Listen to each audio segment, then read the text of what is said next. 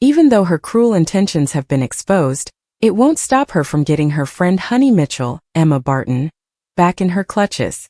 In case you thought Walford had been too quiet recently, Bea has been bringing Crazy back to the square ever since she arrived.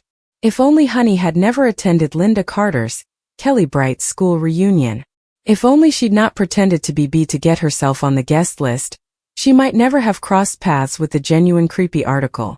But cross paths they did, and when Linda found out that Bea was being evicted by her landlord, she felt awful for her. Especially since she'd been a total cow to be in school. Out of pity and guilt, Linda brought her back to Albert Square and secured her a space at the illustrious Peacock Palace bed and breakfast. Landing a job at the Minute Mart, Bea bonded with Honey after she saved her from a shoplifter. To seal the deal, she faked a break-in right in front of manager Vinnie Panesar, Shiv Jalota, just to get some trial shifts. Bea became besties with Honey, quickly worming her way into her life and becoming literally inseparable. However, it was all a bit too single white female for Honey's husband, Billy Mitchell, Perry Fenwick, who didn't love the fact that this strange woman was getting her feet under the table. With good reason. It soon became clear that Bea had obsessive tendencies worthy of fatal attractions. When Honey injured herself at work, Bea nicked a bottle of wine from the shop and concocted a madcap plan to sue Suki, Balvinder Soap, for a massive payday. She got Honey well and truly plastered and got her to coax spill the tea on Suki, later watching as her drunken bestie sent Suki an ill-advised email demanding compensation for workplace negligence and sexual harassment. Sadly, it all went downhill from there. Bunny Boiling Bea applied for a credit card in Honey's name. Amid all of this drama, Bea has also developed an unexpected romance with Ian Beale, Adam Woodyard, helping him to campaign against Elaine Peacock, Harriet Thorpe, in the local council elections. She used her ill-gotten gains to wine and dine Ian, and practically exploded when he decided to call time on their relationship.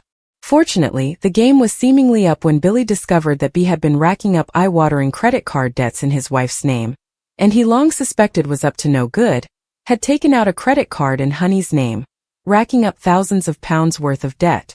While Honey couldn't bring herself to press charges in case Bea went to prison, Billy put his wife's safety first and decided to turf Bea out on her ear. Honey contemplated going to the police and reporting her for fraud, but knowing Bea could go to jail, she reconsidered. Billy, however, was less forgiving and ordered the lodger out of their home. This prompted an unstable Bea to tamper with Billy's ladder in revenge. In a cruel twist of fate, it was Honey who scaled the ladder, resulting a devastating fall with some very serious injuries. While Ian and Beale immediately suspected foul play, Barmy Bea had an alibi lined up and claimed to have been working at McClunky's when Honey had her accident. When Honey forced Billy to apologize to Bea, the delusional obsessive tried to move back in after learning that Honey will be needing surgery. This did not go down well with Billy, who point-blank refused to let the little psycho back in no matter what. Where did this leave Bea? Kipping at the McCunkies against the Bins, that's where. But you can't keep a good crazy down. And next week's trip to Albert Square will see Honey's deeply disturbed BFF try to get her back on side. While still recovering from her injuries, Honey feels well enough to celebrate with Billy, relieved to hear that Bea has moved out to stay with Mo. But when Bea overhears Billy telling Alfie, Shane Ritchie, what happened with Honey after their date, she seizes her moment to take Honey for a drink. What's Bea's evil plan, I hear you cry? Don't forget, Bea's still got one card left to play. She previously downloaded an AI app, which she used to record Billy's voice, before creating a fake message from Walford's mouthiest marketeer. Will Bea use the recording to turn Honey against Billy? Honey Mitchell thought the worst was finally behind her. After weeks of tension, awkward encounters and unsettling run-ins with Bea, she had convinced herself that the strange woman had moved on. Life in Albert Square was never calm for long, but at least this particular chapter seemed to be over. Unfortunately, Honey couldn't have been more wrong. The morning began like any other. Honey was helping prepare for a charity fundraiser at the community center, juggling phone calls and organizing volunteers. She was relieved to have something positive to focus on after a difficult few months. Box of decorations through the hall, she froze. Standing at the far end of the room was Bea. The woman smiled warmly as though nothing had happened between them. Honey, Bea said cheerfully. It's lovely to see you. Honey's stomach tightened. What are you doing here? Bea laughed softly. I volunteered. Surely that's allowed. Honey glanced around. Several residents were busy setting up tables and arranging chairs. Nobody seemed aware of the tension hanging in the air. Trying not to cause a scene, Honey forced a polite smile. Right. Well, we're all busy. For a moment Bea's smile faltered. Then it returned. Of course. I'll stay out of your way. But Honey knew better. Throughout the morning, Bea appeared wherever Honey happened to be. If Honey moved decorations, Bea was there offering help.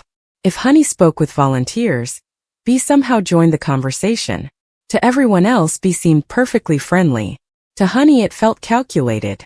By lunchtime, Honey was rattled. She confided in Billy outside the cafe. She's doing it again.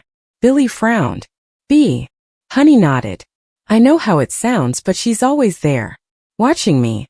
Waiting for an opportunity. Billy squeezed her hand. Maybe it's innocent. Honey looked unconvinced. You didn't see the way she looked at me. Meanwhile, Bea sat alone inside the cafe, overhearing every word. Her expression darkened. Honey still didn't trust her. And that was a problem. Later that day, an opportunity unexpectedly presented itself. Honey learned that a key supplier had canceled their delivery for the fundraiser. Panic quickly spread among the organizers. Without the supplies, the event could be ruined. As people scrambled for solutions, Bea stepped forward. I can help. Honey immediately hesitated. But time was running out. What exactly are you offering? I know someone who can provide everything you need, Bea replied. I can arrange it this afternoon. The committee members looked impressed.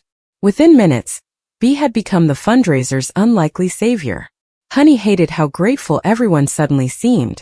By evening, the supplies had arrived exactly as promised. The event was back on track. And Bea was being treated like a hero. As residents thanked her, Bea's eyes repeatedly drifted toward Honey. She wasn't interested in their approval. She wanted Honey's. After the fundraiser ended successfully, Honey began packing away equipment alone. She was relieved the day was finally over. Then she heard footsteps behind her. Turning around, she saw Bea. Again. We need to talk. Honey sighed. I don't think we do. Bea stepped closer. Why are you so determined to see the worst in me? Because every time I try to move on, you appear. The comment clearly hurt Bea. Or at least it seemed to. I helped today.